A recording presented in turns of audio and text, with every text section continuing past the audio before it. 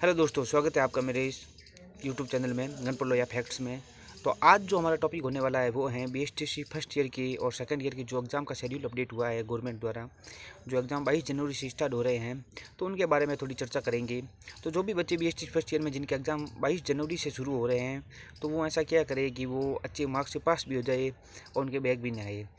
तो इसके लिए एक प्लान हो सकता है कि आप अपने आगे की रणनीति को कैसे प्रभावित करके और कैसे एक निश्चित प्रकार का टाइम टेबल बनाकर आप आसानी से बीएसटीसी फर्स्ट ईयर के पेपर निकाल सकते हैं।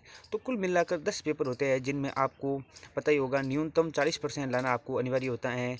यदि आप 2 से ज़्यादा सब्जेक्ट में कम नंबर आ जाते हैं आपके 40%, तो 40% से तो फिर आपको फेल घोषित कर दिया जाता है। तो इसका आपको ज़रूर ध्यान रखना होगा।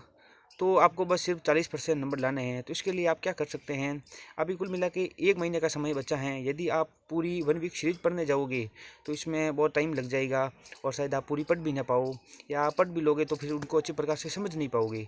तो इसके लिए आपको क्या रणनीति बनानी है, जो भी 2015 से लेकर 2023 तक के जो पेपर होते हैं, कुल मिलाकर 9 पेपर होते हैं।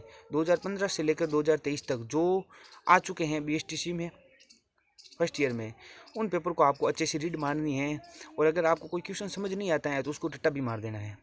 ठीक है, पहले आपको उस प्रत्येक पेपर को रीड करना है, या फिर टॉपिक वाइज आपको क्या करना है, जो भी एग्जाम में आ चुके हैं उनको आपको रीड करना है। अगर बाद में भी अगर आप सब 10 पेपर की रीड मार लेते हैं और अगर आपके पास समय बच जाता है, तो फिर आप आसानी से और भी क्वेश्चन को तैयार कर सकते हैं। जैसे बच्चों का ये मानना होता है कि इंग्लिश का जो पेपर होता है ना, वो बहुत डिफिकल्ट होता है। तो उसका भी सेम पैटर्न है। 2015 से 2023 तक के आप पेपर अगर आप निकाल लोगे तो फिर आपको कोई भी दिक्कत नहीं आने वाली, क्योंकि आपके पास जो सारा मैटर है वो यही होता है। आपने पीछे भी देखा होगा कि 2023 का जो पेपर आया था, वो 2015 से लेकर 2022 तक के पेपरों का सब निचोड़ ही आया है। तो इस बार भी ऐसे ही होने वाला है। तो 2015 से लेकर अगर 2023 तक अगर आप अच्छे प्रकार से कर लेते हैं, तो फिर आपको चॉइस में होने वाला एग्ज़ाम आपके लिए बहुत ही लाभदायक सिद्ध होगा और आप आसानी से पास हो सकते हैं।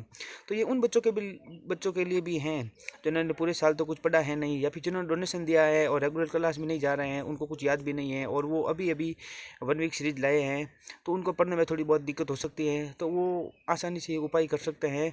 2015 से लेकर 2023 तक के जो भी पेपर हैं उनको आसानी से सॉल्व कर सकते हैं। तो इनके लिए हम क्या करेंगे, 2015 से लेकर 2023 तक के जो पेपर हैं उनका मैं सबसे पहला पेपर है बच्चे और बचपन, उनकी मैं एक कल वीडियो लाऊंगा जिसमें 2015 से लेकर 2023 तक के पेपरों का पूरा निचोड़ होगा।